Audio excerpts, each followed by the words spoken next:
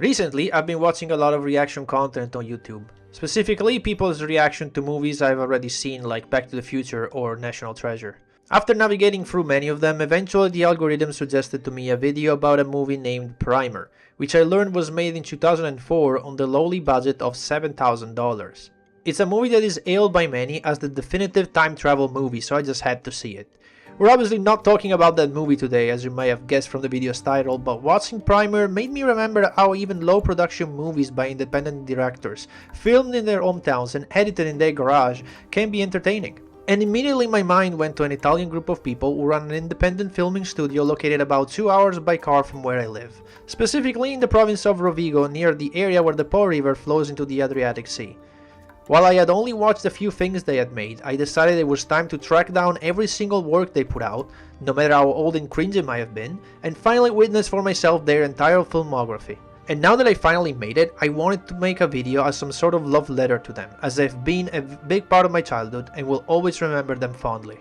Also, because part of my little audience doesn't speak Italian, I thought it'd be interesting for non-Italian speakers to learn what those movies are all about. And the thing is, these movies are acted in their local dialect, which it can be hard to understand even to native Italian speakers.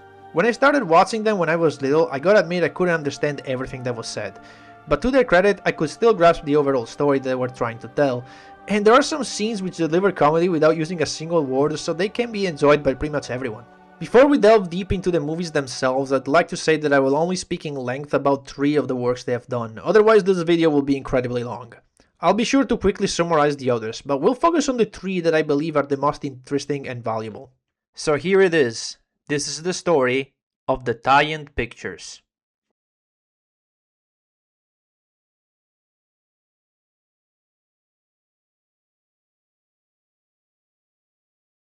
To begin, I will briefly summarize the first series of short movies they put out between 1995 and 1997. First, in 1995, they created a very short, less than 10-minute short movie called The Alien, in which an alien arrives on Earth, starts killing people, and 2 friends manage to find it and knock it out.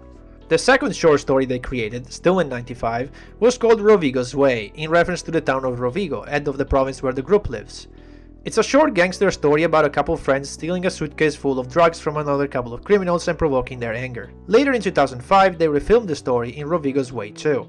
I would suggest watching this version because 1 is more polished, and 2 they added some light comedy to it which wasn't present in the original and is therefore closer to the usual standards.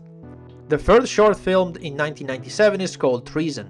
It's another gangster story about 2 friends working as hitmen for a local criminal lord called Douglas, with his collaboration taking a turn when their next target happens to be the long-lost brother of one of them. There's actually a 4th movie they allegedly made, but I cannot find it anywhere. It's called Pulp Fiction. It's mentioned in the credits of one of the movies, but I couldn't find any trace of it, neither on their YouTube channel nor on their official website. Just thought I'd throw it out there. That being said, it's only in 2001 that we get their first longer work and we will see a big improvement in their production quality and especially in their acting. While in these first 3 works you can clearly hear them acting as they're reading a script, this drastically changes in Tre Ebeti e un Maniaco, literally 3 Idiots and a Maniac, a story about a mysterious killer and 3 friends who try to figure out who he is and eventually confront him head to head. While this work helped them get some notoriety, it wasn't until 2002 that they were noticed much outside their very small circle. And this brings us to the first work we're going to delve in deep, Nutriaman.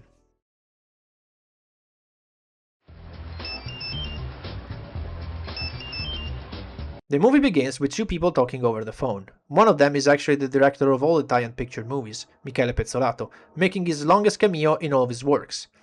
The other one is our protagonist Manuel. He's riding his bike to work while discussing how he would like to date Jackie, a girl working at the video rental store. Remember guys, this was set in 2002, where people still used to rent VHSs at local stores.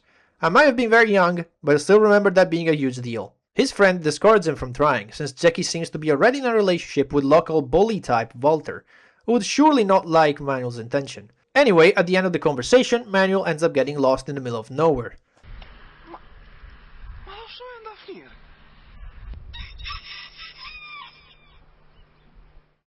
The next scene takes place at the same evening at the video store, where Manuel tries to flirt again with Jackie with expectedly poor results, even going so far as to ask what she finds in her current boyfriend. Walter then arrives at the store to pick up Jackie, and as he arrives, he almost kills one of the customers who just left the shop. This is also when we learn of Walter's stutter issue when talking, which usually makes his friends have to finish his sentences. Stronzo! Esta volta faz a tromate, pote esquiso. Já paguei o salado, vai? Oh. As the two are leaving, Walter's friend Fabio breaks a valuable rare DVD in front of Manuel that tries to react with, again, poor results. The next night, Jackie and some of her friends, Alessia, Marco and Igor, attend the local town fair, where Manuel is also having dinner at. While Jackie's friends complain about how boring the fair is, she would instead like to go to the rides. Alessia points out that if she were to ask Manuel to take her to the rides, he would do it because of his crush on her. When she does though, Manuel doesn't really want to go because he just finished eating, however after Jackie insists, he does, and then of course... The two then take a walk, during which Manuel asks Jackie out again, but this time she agrees on a date, and says she'll just figure out an excuse. Walter arrives on the scene with Fabio and asks Alessia and the others where Jackie is. Marco reveals she's hanging out with Manuel, so the boys hide in the bushes to find out what's going on. Despite seeing his girlfriend with another guy, Walter decides not to take any actions just yet and claims to have a better idea. The day after, Jackie and Walter are having a drink at a local bar and she says she'll have to go meet a sick relative. Walter then plays along to Jackie's excuse. The next morning, Manuel picks up Jackie with his bike and the two go on a stroll together. Despite the general goofiness of Manuel, the two enjoy their date a lot. However, Walter and his friends are always watching from afar, planning their next move. Eventually, Manuel and Jackie stop under a tree to talk, and this is when they roll up with their cars. They forcibly separate the two lovers, then proceed to beat up Manuel's bike, reducing it to, well, this. And after they are done with the bike, they take it out on Manuel. He tries to defend himself, but given he's alone, he's quickly overwhelmed and faints at the edge of the river. Igor points out they shouldn't probably leave him there, since he's filled with nutrias, a type of rodent that lives in the local area of the riverbanks. Walter disagrees and the gang leaves, taking Jackie with them. Jackie, once at home, cries in her room for what has happened that afternoon and burns their photo with Walter, deciding to find a way to cut her ties with him. Meanwhile, Manuel is still in pain near the riverbank, when the music from Spider-Man plays, and Nutria comes up from the water and bites him right on the... Later that day, Igor, feeling a little bad for what he's done, decides to ignore Walter's orders and goes back to where they left Manuel to see if he needed help. In this place, however, he finds a man dressed in a tight light brown suit and a tail. The figure grabs Igor by the neck, and after a weird exchange, he orders him to go to Walter and tell him Nutriaman is coming to get him. He then runs off into the night. Igor goes to warn Walter, who doesn't seem to believe it at first, but then Fabio points out how the waste of a nearby factory could be mutating the animals of the river, and if you were bitten, you wouldn't know what could happen. To which Walter responds, there's Superman, there's Spider-Man, there's Batman, so I guess now there's Nutriaman. In the next scene, we see the first feat of this weird superhero. He saves a boy who was about to drown in a pool due to stomach cramps. Grazie. Come la chiamate? Nutriaman, è il paladino della giustizia in tempo esine. E da oggi in avanti mai più pericoli per nessuno. And afterward, he gives him some toothpaste for his bad breath. What follows is a montage of Nutriaman going around the area doing various things, riding his mini motorbike and the news reporting on his sightings. However, sometime after, Manuel/Nutriaman decides it's time to have his revenge on Walter and his gang.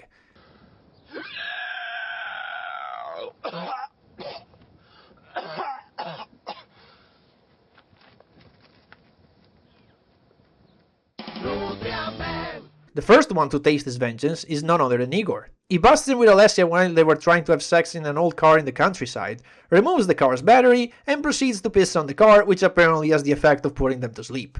Nutriaman pulls Igor out of the car, ties him to a bicycle, sets him on fire, and throws him down the river, but not before he fucks up his one-liner, which leads to another weird exchange.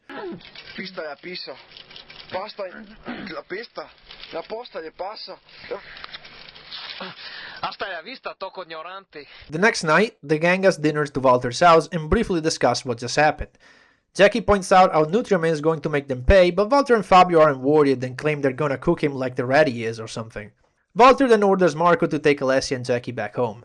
After he drops off Alessia, Marco asks Jackie if they can briefly stop by his home because he wants to check on his dog that's not feeling well.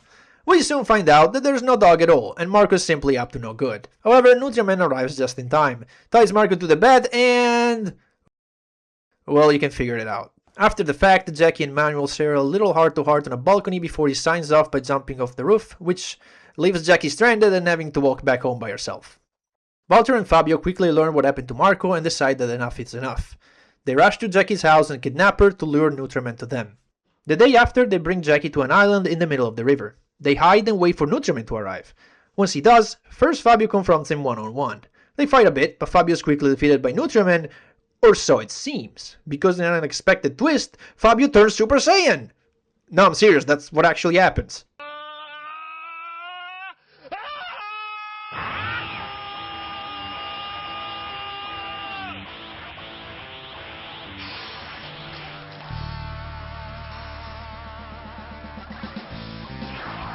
With his newfound powers, Fabio gets the upper hand for a bit, but eventually Nutriman gets the best of him and chokes him to death with his tail. At this point, Walter tries to run away, but Nutriman catches up with him with ease. He seems to admit defeat at first, but then pulls out a gun, which leads to this.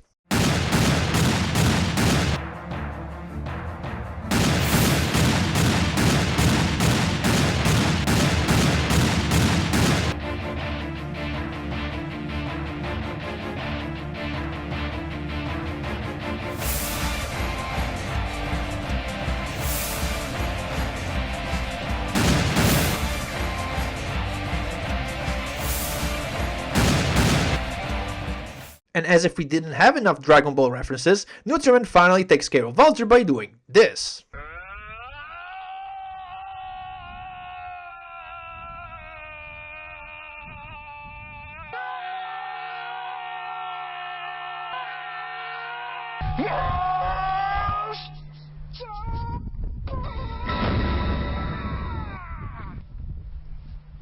In the end, Jackie declares his love to Manuel, who, however, admits that he's got no time to spend with her, that his role as a superhero is much more important now, and of course, that from great power comes great responsibility. Only to get hit by a car driven by the Scream guy at the very end of the movie.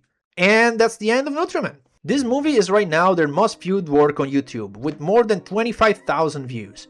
It also spawned a series of sequels in Nutriman 2, where we get introduced to Walter's Spanish twin. Nutriman loses his powers and trains with an old Nutria Master to get them back. Nutriman 3, where Walter is revived as some weird black entity giving him new powers and parodying Venom from Spider-Man 3. And finally, Nutriman Returns, in which a new evil master of the Nutria Bisa comes out to challenge Manuel, which hasn't the strength to fight anymore, so his oldest son has to learn the Nutria power to save Polesne again. This is actually the latest work, filmed in 2021, and it's by far the best one quality-wise. It also ends with an insane battle between the Nutria Bisa and an army of cosplayers, which is just great. Like, it's so insane, it's perfect.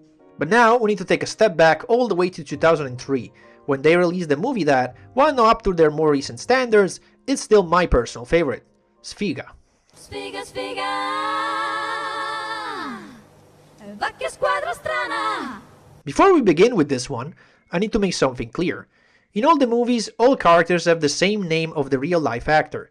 So for example, the character called Manuel we'll be meeting here in Sfiga isn't the same Manuel we met in Nutriman, even though they are played by the same person with that same name. Sfiga begins with a marriage ceremony between two young people as the names of the actors are presented to us. However, when the bride reaches the altar, we find out that this is just our protagonist Manuel daydreaming during a date with his partner Jackie, as they're waiting to order at a Chinese restaurant. The two briefly discuss their relationship, which is going through some tough times. Manuel in fact just recently lost his job as a bodyguard, and Jackie is struggling with her own as a local news reporter. Manuel was going to propose to her during this date, and he tries to, but Jackie refuses, saying that she doesn't want to get married until they both sort out their lives, but especially his life. This starts an argument between the two, and Manuel leaves the place before even eating anything. The day after, we get to meet Jackie's co-workers. First is Walter, a blind man who relies on Jackie to help him move around the office. Marco, a tall clumsy guy with some bad eyesight. And finally Igor, who struggles with hair loss. The journal director orders Jackie and the others to make a report on an abandoned chemical factory, since they haven't given him anything good in 2 months and the journal isn't doing well. The group is reluctant to go, since they would have to get in at night and avoid security, but the director tells them to bring an article within 5 days or they'll all be fired. Incidentally, Igor's birthday party is coming up in 2 days, and this is where the next scene takes place. The party will also be attended by Manuel and Fabio, his ex-partner, who dances with a woman only to find out it wasn't a woman. Just a heads up, there's quite a bit of this kind of humor in the movie. It's a product of the year 2003, it's obviously not meant to be offensive or anything, it's just meant to be funny. Manuel and Jackie then talk a bit more. Manuel expresses his concern about her having to infiltrate the chemical factory, worried she could get badly hurt. He would like her to quit the job, but she won't be convinced otherwise, and he ends up blowing her off in a bad way. Incidentally, one of the guys at the party hears the conversation and thinks it's a good idea to mock the 4 reporters in front of all the others. Manuel then points out how he's not the only one thinking like that, to which Jackie responds by throwing the birthday cake at him, but hitting the guy who started this whole thing instead. Igor then, pissed off by the show, ends the party and sends everyone away. Manuel then tries to make up with Jackie as she leaves, but she won't hear any of it. The time has come for the group to get in the chemical factory. After some funny scenes involving Walter having to sneak around, they finally get inside. But Walter steps on some kind of switch, releases a bunch of unknown chemical smokes, which end up causing a lot of pain to the 4 friends. After the smoke clears, however, a figure of a woman with a long coat approaches the camera and a shocked Walter removes his black glasses. Fioi! Agvedo!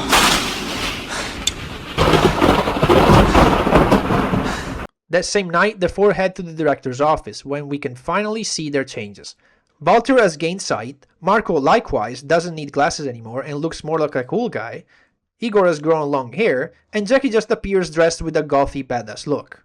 They quickly tell the angry director to stick his money up his ass and then proceed to use some weird paranormal power to, quote, suck his brains out before leaving him dead on his chair.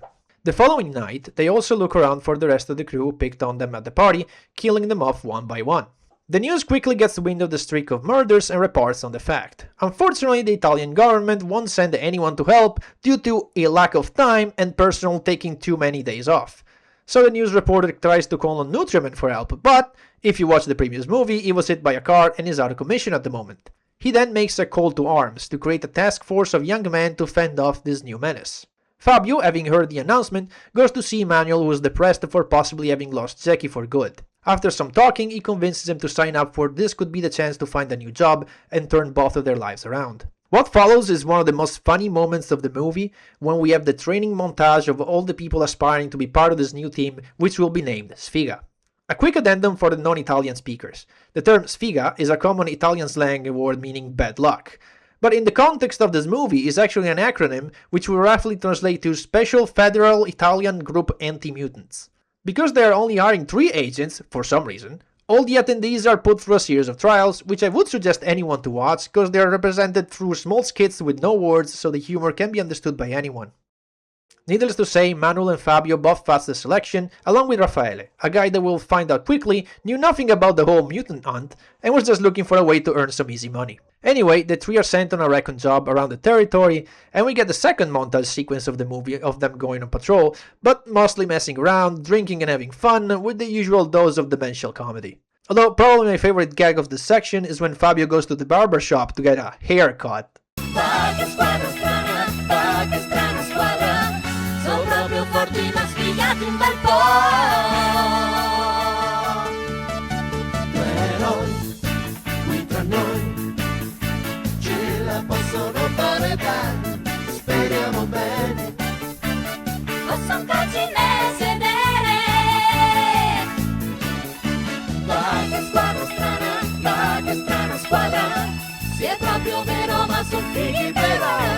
Meanwhile, during one of their visits to one of the people of the party, the mutants assist to a TV announcement where the Sfiga agents challenge the mutants, saying they're going to get them, dance to the theme song of Die Turn 3, and inadvertently reveal their own identities. The 3 boys don't take the warning seriously, but Jackie seems to have a different opinion. Sometime later, we see the 3 agents parked by the side of the road, having lunch, and they discuss a bit about Manuel is still hung up about what happened to Jackie. With an incredible stroke of luck, a car with the 4 mutants passes by, and they jump back into the car to chase them, after they manage to start it up. They follow them to a house of one of their friends. Fabio and Manuel enter the house, sneak upon the group, and witness the death of one of their friends. They discuss for like an hour whether the mutants are really their friends or not, which eventually gets them spotted as Fabio shouts out loud. Manuel takes off his mask and tries to make them reason, but Jackie takes this chance to knock them both down. She would have also done more if not for Rafa making a dumb entrance which distracts them all. Igor and the boys then proceed to beat down Rafa, with Jackie shooting him in the back. At this point they show another of their powers, teleportation. 3 of them teleport away, but not Igor, that for some reason can't get it to work. As he leaves the house, Fabio gets a second wind and manages to shoot him in the leg.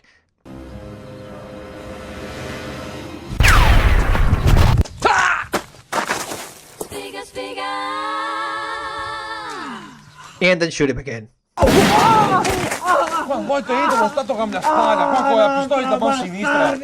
They bring him to the headquarters lab for an analysis, and after some jokes about the promiscuity of the head nurse Alessia, they leave for yet another introspection moment of Manuel, of which Fabio, being the anime action hero he is, can't take any more of. In parallel, however, we also see that Jackie is also having some doubt on her revenge mission, and on the fact that Manuel is hunting them down. Back at the HQ, Alessia announces that they developed a serum which can immunize people from getting their brain fried, and also revert the 4 mutants back. So all it takes now is to catch them, and to do that, they would have to know who they're going to hit next. In comes Igor, back to his old self with a broken leg and without his long hair. He asks them what is the only person at the party that wasn't killed, and after a few guesses, they cannot figure it out and he has to give them the name. Alessia also warns Manuel that unfortunately Jackie will not be able to get healed due to her powers being too strong, and she'll have to be put down. Fact that is backed up by Igor as well, adding that she was too scary even for him. Manuel gets angry at the revelation, but reluctantly agrees to move on and immunize the last person. The mutants find their target in the bathroom of a disco, and are surprised when their powers can't affect him. Manuel and Fabio jump out and tell them to give up and come at the lab. Jackie tries to teleport away, but Manuel jumps forward and teleports with her. Same goes for Fabio, as Marco and Walter do the same. These guys end up at the gym where some people are doing martial arts training. Since Fabio is probably immune from the mutant's power, Walter and Marco decide to mind control all the people in the gym, so they attack Fabio. After some initial problems, Fabio fights off all the students and even the master at the end, which ends up taking out himself along with the 2 mutants. Fabio then takes the chance to inject the antidote, which turns the 2 friends back into their old selves. Manuel and Jackie instead end up in yet another abandoned factory. Here Jackie pulls out 2 lightsabers, throws one at Manuel and begins a duel to the death. The 2 trades blows for a while, but eventually Manuel gets the upper end and stabs her right through her chest. During her last moments, Jackie asks Manuel multiple times for a last kiss, which he hilariously keeps refusing due to having a bad breath or other things. But when he finally agrees, it's already too late. Manuel carries Jackie's dead body outside where he is joined by the rest of the crew. He starts a speech about how he let his job be more important than his feelings, only to then ask Rafa where it was that lap dance club he told him about so he could go and have some fun and blow off some steam. The boys all agree to go and they leave Jackie's body in Alessia's care. As they are leaving, however, the camera zooms over Walter's face as he turns around lifting his glasses one last time, glancing at the viewers and Jackie suddenly coming back to life. Well, that was fun and all, I saved the best one for last. The year was 2011. Back then I didn't even know they had made this movie, I only watched it several years later. And even if Nutriman Returns is probably above this one in a technical term, I believe this to be Pezzolatto's masterpiece. It's a return to the gangster story of Rovigo's Way and Treason with a perfect mix of the dimensional comedy that Nutriman and Sfiga brought to the table. I'm talking about Polesine Bastardo, literally Bastard Polesine. The movie begins with the writing Chapter 2, The 5 Medallions, which makes you wonder where the heck did Chapter 1 go? More on that later. Then we see 5 criminals in handcuffs, getting ready to enter some prison. The voice of the prison director asks their name, tells them they have been convicted for 6 months for attempted robbery, and demands to hear how things have gone. We then see a flashback of the 5 waiting in line at the bank. As Fabio tries to begin the heist, he gets into a funny argument with an old lady thinking he's just trying to cut the line, but then quickly pulls out the gun, just as Walters and the others do the same. We find out there's actually 2 distinct groups at work here, attempting the robbery at the same time. Fabio and Manuel on one side, Jackie, Walter and Priami on the other. Side note, I'm gonna call this actor Priami, which is his last name, because his first name is Manuele, so we don't confuse him with this Manuel. The 2 groups try to scare off each other to claim the money for themselves as Jackie miserably tries to pull her gun out of her pocket. When she finally does, this is the result of knocking out Priami, dropping the magazine, and getting Priami's gun in the hands of this guy known as... Walter Zagato, campione italiano di tiro al bersaglio, anno 2010. Which then proceeds to shoot them all in the kneecaps. We then go back to the prison where we get our intro with I'm a Man by Black Strobe, which I obviously can't play or they'll DMCA my channel out of existence. And then we cut to the 4 boys hanging out in a corner of the prison courtyard. Another man looks at them from a window and speaks to someone we don't see. He says the 4 are just losers, but they could be the right ones. Whatever that means. Shortly after, Jackie appears from a door accompanied by a huge dude who managed to sneak her here to the male side of the prison in exchange for, well, favors. She happily reunites with Walter and the others, but their reunion is quickly interrupted by the mysterious guy we saw before, Aldo. He claims to know the 5, knows that they're not going to be inside for long, that they need money, and then he can give them a way to get lots of it. He explains that when he was outside, he and other of his mates had gathered 5 pieces of a medallion that when put together, they become the key to a safe full of money. He then reveals the identity of the 4th subject, Gastone, an old man living out in the country, Damiano, a man who runs an underground fight club, Igor, a stuck-up incredibly rich nerd, and finally Marco, a hard-to-find drug dealer. Aldo asks our 5 protagonists to gather up the 5 medallions, get the money, and in exchange give part of that money to his daughter that he'll never see again since he's in for life. Jackie then asks where would the safe with the money be located, and Aldo answers that it is in possession of some rich guy known as the Prince. Hearing the name, Walter tells everyone it's a bad idea, since the Prince is the same person that he, Jackie, and Priami owe money to. Manuel, however, doesn't care. He grabs the medallion and tells that he and Fabio are taking up Aldo's offer, and if they want in, they're welcome, otherwise they can do whatever. Walter is still dubious and says that they're going to discuss it again once they're out in a month. As they are released, Walter hasn't changed his mind about the offer even as Jackie tries to convince him saying they have nothing to lose, and then warns Fabio and Manuel about the Prince. Shortly after, a car rolls up to them. 2 of the Prince's henchmen come out and order the 5 to get in the car. Fabio argues that he and Manuel don't owe anything to the Prince, but the 2 men won't take no for an answer and they end up sticking all of them in the back seat. Chapter 3 begins with the 5 meeting the Prince and his wife. It's now revealed that Walter's group has asked them for a loan to buy expensive clothing, cars and other luxury goods. A loan on 497,000 euros. Manuel tries to again tell the Prince that he and Fabio owe nothing to him, but he replies that if they didn't attempt the robbery on that day, it would have been successful and he would have gotten the money, so they are equally in debt. He then threatens the 5 friends into paying by attempting to bury Jackie alive. Fabio reveals to the Prince that in prison they were offered a way to get a lot of money without revealing anything about the medallions, and manages to convince the Prince to let them go and even give them some extra money to finance their mission. Priami decides they should split into 2 groups. Fabio and Manuel will get 2 of the medallion parts, and he'll get the remaining 2 with Jackie and Walter. Manuel warns them to not use the Prince's money for fun and games, and they promptly go and get drunk with expensive wine that same night. This would be a good point as any to explain that chapter 1 of the story can also be found on YouTube, and it essentially provides some small backstory to the 5 protagonists. It's a short watch, just 10 minutes, but in a way I'm okay it wasn't present in the final movie because we're given enough context within the story that the initial chapter isn't really necessary. With chapter 4 begins the manhunt. Fabio and Manuel drive to the house of Gastone in the countryside. They pose as TV technicians and manage to get in the house. As soon as the old man is distracted, they start searching the house, and Fabio gets a bit worried when he notices an old black and white photo of Gastone donning a soldier uniform and carrying a flag with a swastika. Trust me, it's important to point out this detail. They can't find the medallion, but as Fabio walks down the stairs, Gastone taunts him by showing him what he was looking for, and that he should come and get it. Little does he know that Gastone was a karate champion, so he proceeds to beat up both of them. However, no karate champion can fight off bullets, so the 2 friends in the end put him down and grab the first piece of the medallion.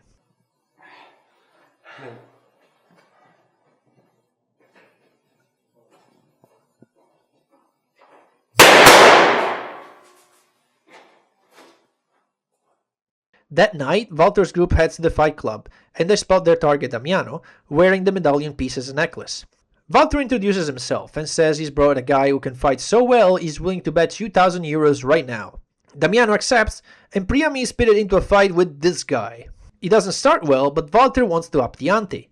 10,000 euros against the medallion. Hearing this, Damiano gets suspicious about them knowing what's it for, but Jackie doubles down, saying that if he bets the medallion, she can give him something that is worth more than money.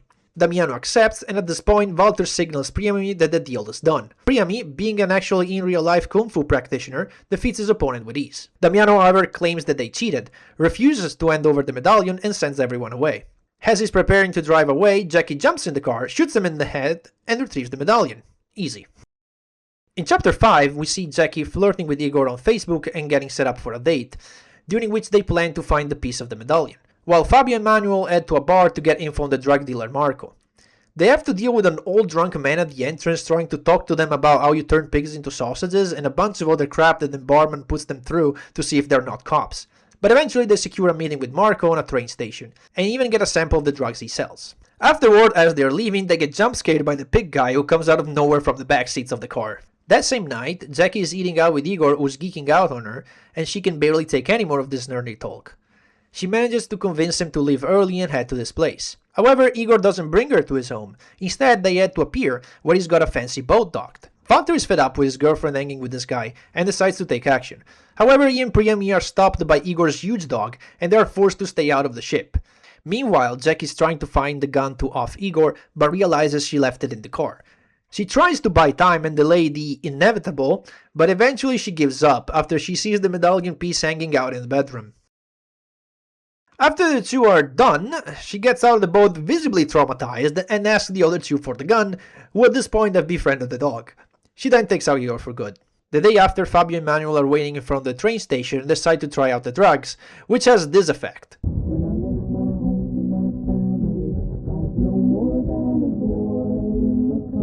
When Marco finally arrives, the two are still on another planet, and Manuel tries to grab the medallion off of Marco's neck, which leads into a chase sequence.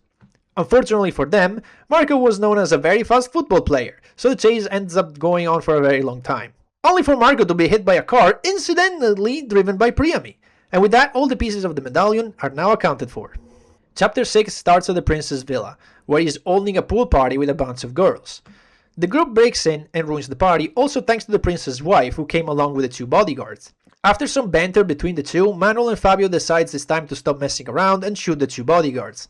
The girls run away in fear and the five friends take the prince hostage, ordering him to show them the safe. The prince takes them to the safe and complains that they're not going to get anything out of it.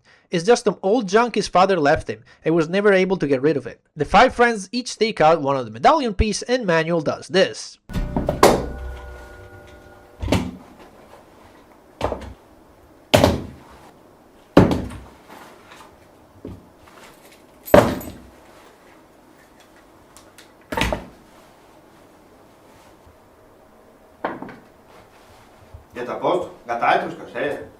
The five pieces are finally reunited and Jackie opens the safe to find nothing. There's nothing except some random papers. No money in sight. As the prince mocks them again for their wasted efforts, Fabio notices a riddle written on one of the papers, along with a map, a picture of a grave, and suddenly he has an intuition. He asks the prince for a shovel, which they used to bury him just as he tried to do with Jackie. Fabio then explains that he thinks the map refers to the grave of 100 tombstones, out in the countryside, and that's the location of the treasure. The five agree to head there the next morning using the prince's luxury car. The final chapter begins with the narrator explaining that during World War II, 100 US soldiers had died in that area fighting off the Nazis, and they were buried in the grave of 100 tombstones. Fabio doesn't know under which grave lies the treasure, so he hands over 5 shovels and tells the others to just dig.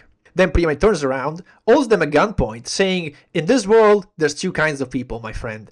Those with loaded guns and those who dig. You dig." But he's just messing with them with a quote from The Good, the Bad and the Ugly. The group begins to dig, but going at random doesn't help, and the task proves to be too much for them. Manuel decides to take a piss break, and notices a name written on a tomb, a name that was also on the riddle found by Fabio. He realizes that's the right tomb, and they all start digging there. They actually find the big chest, dig it up, break it open, and it's just a bunch of out-of-course money that has no value anymore. As they all argue with each other, Walter, tired and distraught, rummages through the paper.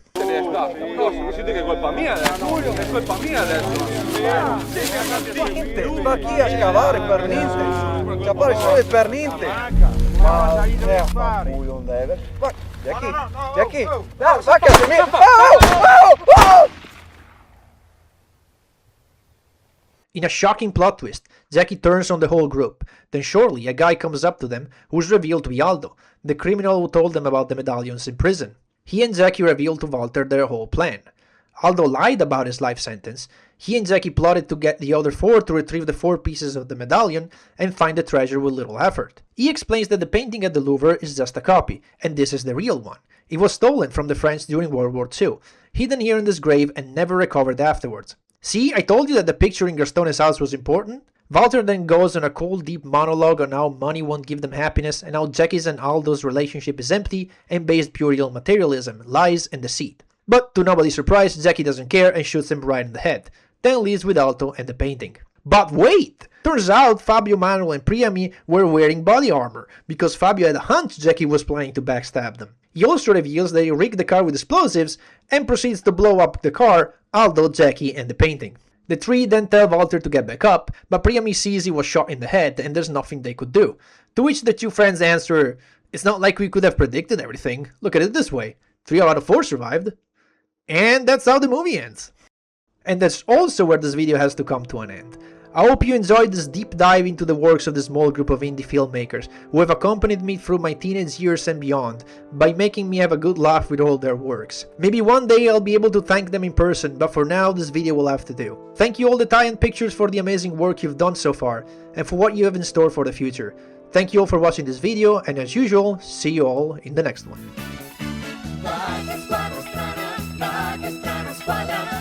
Se è proprio vero, ma son fighi però. Va che squadra strana, va che strana squadra. Sono proprio forti ma sfigati un bel po'.